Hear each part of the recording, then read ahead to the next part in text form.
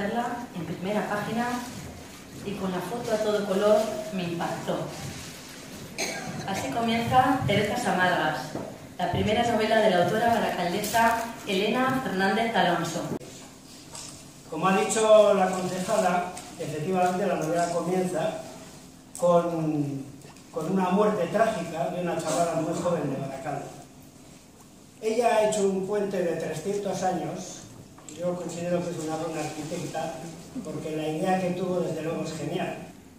Arratsaldeon, eskerrik asko natartxoagatik nire liburu honen aurkezpenera, eskerrik asko Rakeli eta Txeruri hemen nire ondoan egoteagatik babesua ematen. Como ellos bien han dicho, esta novela hace dos relatos diferentes. Uno que está ambientado en el año 1712, es un hecho real que ocurrió en Baracaldo, una agresión a una niña jovencita de 14 años, y esta Concepción de Tellitu es el comienzo de toda esta aventura. Y bueno, yo tuve claro que quería contar, o al menos quería intentar contar la historia de esta pequeña Concepción de Tellitu porque me pareció sobrecogedora. Y es con este pensamiento con el que llego a la conclusión de que en 300 años que poco hemos evolucionado en este sentido, ¿no?